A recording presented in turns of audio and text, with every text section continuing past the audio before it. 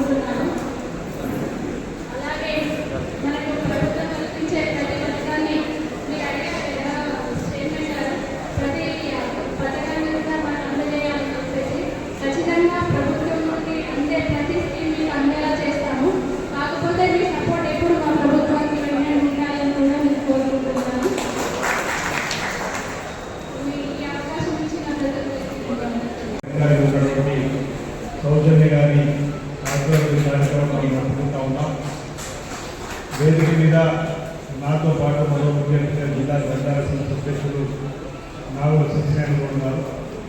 ఈ జిల్లాకు సంబంధించినటువంటి మత్స్యకారుల సంఘానికి అధ్యక్షులు ఉన్నటువంటి రామచంద్రన్ గారు, అదేవిధంగా ఇరిగేషన్ ఈ కిషోర్ గారు, వేదిక మీద ఉన్నటువంటి మత్స్యకారుల సంఘానికి సంబంధించినటువంటి జిల్లాలో చేసినటువంటి కార్యక్రమాలు చెప్పినటువంటి మిత్రులు, అధికారులు, అదే వేదిక మీద ఉన్నటువంటి పెద్దలు ప్రకాష్ గారు, సందీప్ శ్రీనివాస్ ఈ కార్యక్రమాన్ని ఏర్పాటు చేసిన కూడా ఈ జాతీయ దినోత్సవ సందర్భంగా శుభాకాంక్షలను అందజేసి మన ప్రాంతంలో మత్స్య సంపదను పెంపొందించుకోవడానికి కోసం ఉన్నటువంటి వనరులు మనం వాడుకుంటాం. మత్స్య సంపదను పెంపొందించడంతో పాటు మత్స్య సంపదపై ఆధారపడినటువంటి కార్మికుల్ని ఆర్థికంగా వారి కుటుంబాలను అత్యంత ఎదగడానికి కోసం ఉపయోగపడే కార్యక్రమాల్ని చేసేటువంటి సందర్భం తప్పనిసరిగా ఈ ప్రభుత్వం మీకు అండగా నిలబడుతుంది. రామచంద్ర చెప్తున్నట్టుగా ఏదైతే 1 కోటి పైచిలకు చేప పిల్లల అవసరం ఈ జిల్లాలో డ్యాములతో పాటు ఆయా చెరువులలో సకాలంలో వదిలేయాలని చెప్పని వాటి ద్వారా ఆ కార్మికులు అధికంగా ఎగరడానికి కుటుంబాల అవకాశం చెప్తున్నట్టు దాన్ని తప్పనిసరిగా అమలు పరిచే విధంగా ఇటీవలనే మంత్రిగా పదవి బాధ్యత స్వీకరించినటువంటి శ్రీహరి గారితో కూడా మాట్లాడడం జరిగింది. 3 రోజుల క్రితం వారి కన్యలు వచ్చినప్పుడు కూడా మత్స్య సంపదను పెంపొందించడం కోసం తప్పనిసరిగా రేవంత్ రెడ్డి గారి సర్కార్ ప్రత్యేకమైనటువంటి దృష్టికోణంలో ఉంది అనేటువంటి మాటలు చెప్పిన సందర్భం. ఈసారి మన చేప పిల్లలను ఆయా చెరువులలో డ్యాములలో వదిలినప్పుడు మీరు అనుకున్నటువంటి లక్ష్యాన్ని చేరే విధంగా తప్పనిసరిగా మీకు అండగా నిలబడ్డాను మాట సందర్భంగా చెప్తూ ఈరోజు ఈ సదస్సు ద్వారా మీరు ఇచ్చినటువంటి సందేశాన్ని మీ సౌజన్యంగా చెప్తా ఉన్న వెంటనే మీరు ఒక లేఖ ద్వారా మంత్రి గారికి పంపించేటువంటి కార్యక్రమాన్ని నాకు అందివ్వండి. నేను కూడా ఈరోజు ఈ జాతీయ దినోత్సవం సందర్భంగా ఈ మత్స్య సహకార సంఘాల వారితో కలవడం జరిగింది. వారు ఇచ్చినటువంటి ఆలోచన ప్రకారం అన్ని చెరువులో ఈ విధంగా సకాలంలో మనం ఇంతకు ఉండాలని మిత్రులు చెప్పడం జరిగింది. సకాలంలో చేప పిల్లలు లేకపోతే ఎదుగుదల లోపం వల్ల మేము నష్టపోవడం ఆర్థికంగా మాట చెప్పిన సందర్భంలో అంటే మనం ఎంత ప్రోత్సాహం ఇచ్చినప్పటికీ అది రాష్ట్ర ప్రభుత్వం కానీ కేంద్ర ప్రభుత్వం ద్వారా సబ్సిడీ ద్వారా నిధులిచ్చినప్పటికీ సకాలంలో చేప పిల్లలు వేయకపోతే వాటి ఎదుగుదల ఆగిపోయి వాటి ఎదుగుదల లేకపోవడం వల్ల మార్కెట్లో దాన్ని ధర రాకపోవడం వల్ల ఇబ్బంది ఎదురవుతుంది. కాబట్టి సకాలంలో వేయాలని చెప్పిన దాన్ని కూడా మనం స్ఫురణలోకి తీసుకొని దీనికి అండగా నిలబడడం చేసే ప్రయత్నంలో అధికారులు కూడా అప్రమత్తంగా ఉంది. మన ప్రాంతానికి అతి తొందరలోనే తీసుకొచ్చిన క్రమంలో మరి మీరు నాకు తగిన సూచనలు సలహాలు ఇవ్వాలని విషయానికి సంబంధించినటువంటి అధికారులు కూడా తెలియజేస్తుంది. ఎందుకంటే శ్రీఆర్ గారు స్వతహాగా ముదిరాజు కుటుంబం తెచ్చినటువంటి వ్యక్తి మరి అనేక సందర్భాలు అనేవారు మేము చేపల పెంపకం చేపలు పట్టుకొని జీవనాధారం కొనసాగించేటువంటి మేమనేటువంటి సందర్భంలో ఈ ప్రాంతంలో నేను ఆ పరమేశ్వరుడికి అధ్యక్ష ఉన్నాను కాబట్టి మేము కలిసినప్పుడు కూడా మన బలీర వర్గం సంబంధించిన వాళ్ళం మన వర్గాలు ఆర్థికంగా ఎదగాలి, మనమందరూ కూడా ఆర్థికంగా బాగుపడాల్సినటువంటి కోణంలో కింద నుంచి వచ్చినప్పుడు వారి చేతిలోనే ఈ శాఖ ఉంది కాబట్టి తప్పనిసరిగా న్యాయం జరుగుతుందని చెప్పిన భావన సకాలంలో శాఖ పిల్లలు మన చెరువులు నిర్వహిస్తున్న కార్యక్రమం కూడా తీసుకుందన్నమాట. మన దగ్గర లోరి మేనేజ్ డ్యామ్ ఉంది. ఇప్పుడే మలక్పేట సంబంధించిన విషయం కూడా చెప్పడం ఈసారి మలక్పేట రాజ్యంలో మనకు అందుబాటులో వచ్చింది. పోయినసారి మనం వేసుకోలేకపోయినాం. ఈసారి అదనంగా మలక్పేటలో కూడా మనం చేపల పిల్లలు అందుకోవడం కోసం అవకాశం ఉన్న సందర్భంగా గ్రామీణ ప్రాంతాల్లో ఉన్నటువంటి నేను కిషోర్ ఇక్కడ ఇరిగేషన్ సంబంధించినటువంటి అధికారులు కాబట్టి మీ ఎందుకు చెప్తా ఉన్నా, ఎక్కడైనా చెరువులకు ఇబ్బంది ఉంది, చెరువులను మనం బాగు చేసుకుంటే మాకు ఈ చేపల పిల్లలు వదిలేసుకోవడానికి ఇంకా ఎక్కువగా అవకాశం ఉందని చెప్పండి. మీరు అనుకుంటే మీ గ్రామాల్లో ఉన్న చెరువుల పరిస్థితిని మా దృష్టికి తీసుకోరండి. తప్పనిసరిగా ఆయా చెరువుల మరమ్మతుకు ఓఎన్ఎం ద్వారా నిధులు మంజూరు చేపించి ఆ చెరువులు అందుబాటులో ప్రయత్నం కూడా చేసే బాధ్యత నేను తీసుకుంటానని వాటి సందర్భం చెప్తూ, మన పెద్దలు మన పూర్వీకులు ఒక గ్రామం రూపొందించినప్పుడు ఆ గ్రామానికి ఒక చెరువు ఉండాలి, తప్పనిసరిగా ఒక బడి ఉండాలి, ఒక గ్రామ పంచాయతీ ఉండాలని చెప్పినటువంటి ఆలోచనతోటి చెరువు గ్రామాలు రూపొందించబడ్డాయి. ఎక్కడైతే చెరువుకి ఇబ్బంది ఉందో, ఎక్కడైతే చెరువు తెగిపోయి తిరిగి మరమ్మతు కాలేదో ఆ గ్రామంలో అన్ని రకాల రైతులకు ఇబ్బంది. భూగర్భ జలం పెరుగుతాయి, రైతు వ్యవసాయం చేయడానికి ఇబ్బందే, గ్రామంలో ఉన్నటువంటి త్రాగునీటికి ఇబ్బంది ఉంటుంది, మత్స్యకారులకు ఇబ్బంది. కాబట్టి ఆ చెరువులు తెగిపోయి ఇక్కడ ఉంటుంది. నాకు తీసుకోవడం చెరువులన్నీ తెగిపోయినట్టు కూడా మేము మరమ్మతులు గతంలోనే ఓఎన్ఎం గారు మంజూరు తీసుకున్నాం. ఇప్పుడు ఎక్కడన్నా చెరువులు తెగిపోవడానికి ఆస్కారం ఉంది, ఇక్కడ ఈ మరమ్మతు చేస్తే బాగుంటుందని చెప్పి అనుకున్నాం. లేదు, తుమ్మలు బాగున్నాయి, వీటిని తీసివేసి కట్టనీగా మరమ్మతు చేసుకుని బాగుంటుందని ఎక్కడైనా అనిపించినట్లయితే ఏ గ్రామీణ పనులు ఫిషరీస్ అధికారులకు మిగిలించినా, లేదా కిషోర్ గారు వారికి ఇచ్చినా, లేదు నాకు నేరుగా మీరు పంపించిన వాటికి తప్పనిసరిగా ప్రభుత్వంలో దీనికోసం ప్రత్యేకంగా మరమ్మతుల కోసం ప్రతి 15 రోజుల కోసం అధికారుల సమావేశం కమిటీ ఓన్లీ కమిటీ ఉంది. అక్కడ 1,00,000, 2,00,000, 3,00,000, 4,00,000, 5,00,000, 2,00,000 వరకు కూడా అవసరం అనుకుంటే అత్యవసరంగా నిధులు ఇచ్చేటువంటి వెసులుబాటు ఉంది. కాబట్టి అందులో ప్రయత్నం చేస్తాను మాట్లాడుతుందని చెబుతూ, కత్లాపూర్ మండలం మన ప్రాంతంతో అనుబంధం లేదు, కానీ వేరే నియోజకవర్గం ఉంది. ఎన్నికలు వచ్చినాయి, ఆ సమయంలో ప్రచారం ఉన్నా ఇంకా ఎమ్మెల్యే కాలేదు. అప్పుడు ప్రాంగణ విలేజ్ లో మద్దతు అయిపోయింది, గంభీర్పూర్ అనే గ్రామంలో చెరువు అయిపోయింది. ఇవాళ ఆశ వదిలేసుకున్నామని చెప్పండి. నేనన్నా మీ దైవాలు గెలిస్తే వచ్చే వర్షకాలంలో నీరు ఆపుతా చెప్పండి. నిజంగా బీసీ బిడ్డ గారికి అందరూ అవకాశం ఇచ్చి ఎమ్మెల్యే గెలిపిస్తే ఆ 2 పెద్ద గ్రామాల్లో చెరువులు నిర్మాణం చేయించిన మద్దతు కల్పించి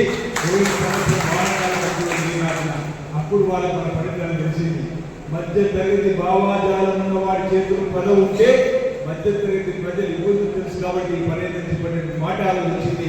అందుకే ఈరోజు అందరూ మాట్లాడుతున్నా, మనకు సంబంధించి ఎక్కడ ఏ ఇబ్బంది ఉన్నా చెప్పండి, ఆ ఇబ్బందిని అధిగమించడానికి ప్రయత్నం చేస్తాను. మలక్పేట చెరువు నిర్మాణం చేసుకున్నాం, కానీ నిర్మాణం చేసినప్పుడు వారికి డబ్బులు ఇచ్చిన సందర్భం లేదు. ఆ డబ్బులు మనం ఇచ్చిన 11 కోట్లు అనుకుంటాం. ఈరోజు నిర్మాణం చేసుకున్నాం, నేను కింద ద్వారా వెళ్ళినటువంటి చెరువు నీళ్ళు ఇచ్చుకునే అవకాశం ఇచ్చుకోలేదు. ఇక్కడ కింద మార్పాల దాకా ఇచ్చుకోవాల్సిన అవసరం ఇచ్చుకోలేదు.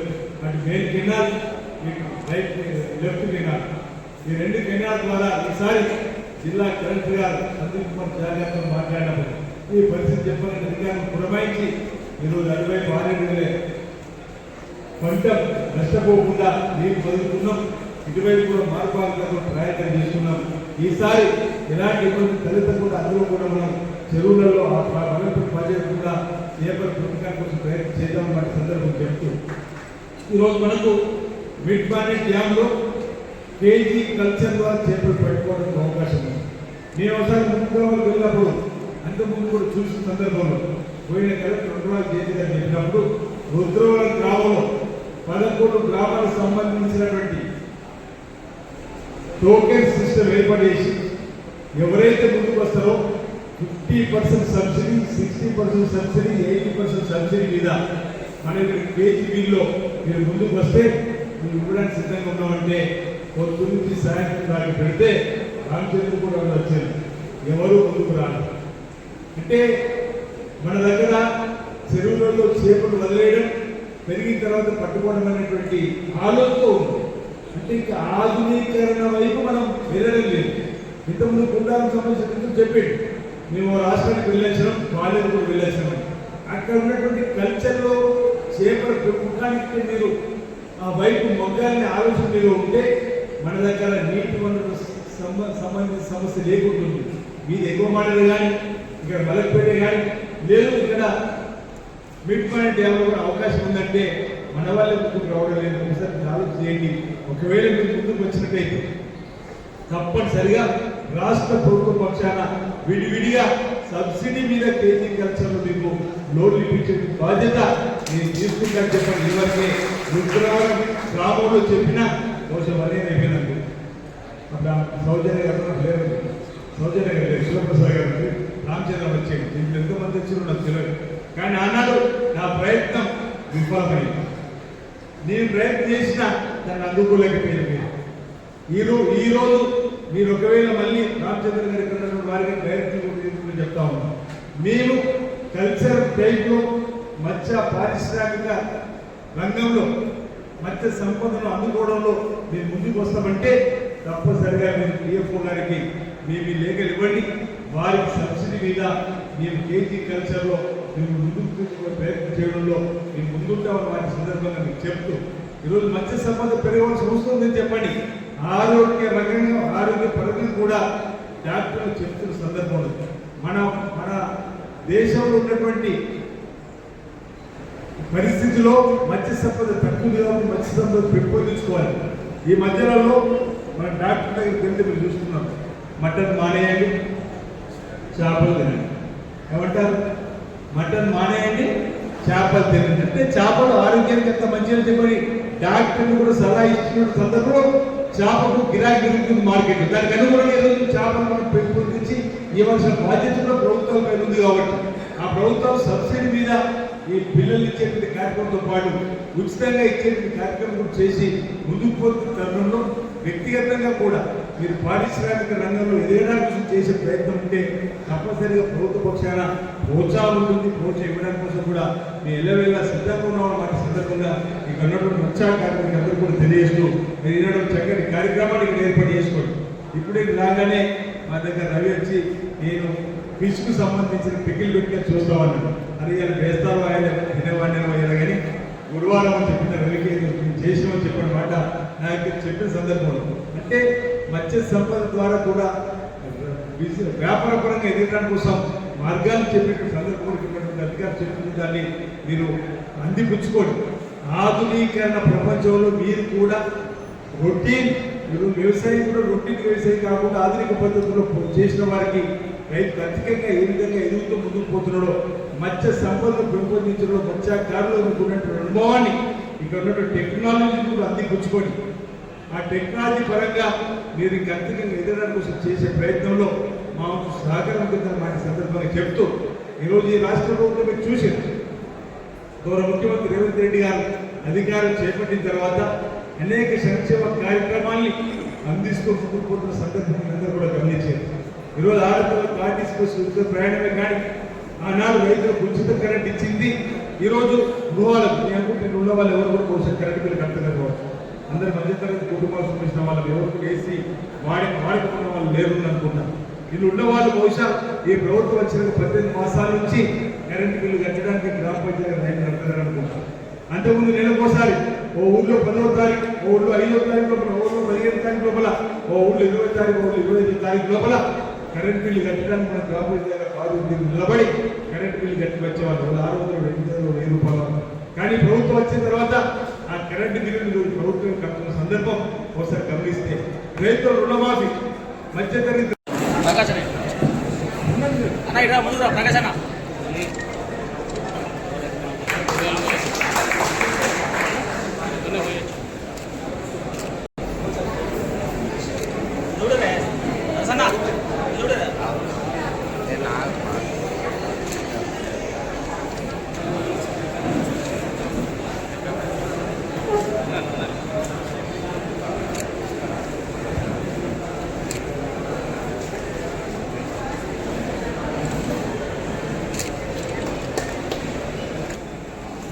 ఇది జరగన్నా జరుగు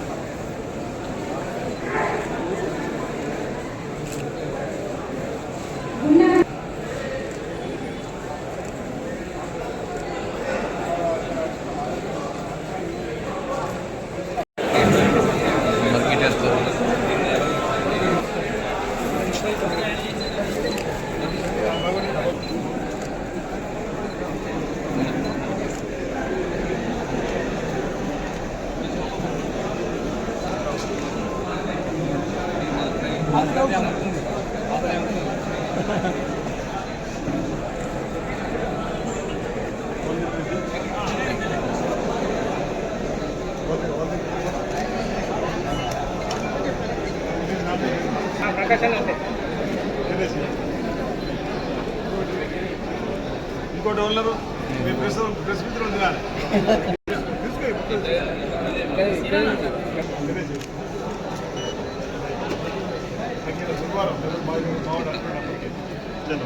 मोहन चौधरी मोहन चौधरी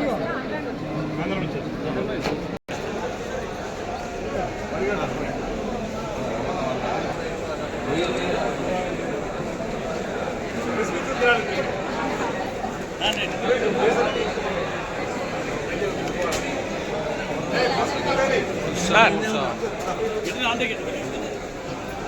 మీరు కొద్దిగా గ్యాప్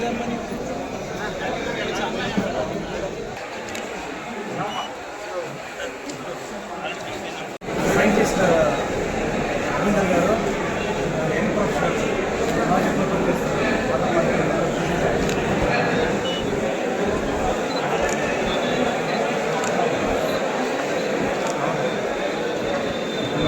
అన్నది ఏమంటారు అన్నది పోతే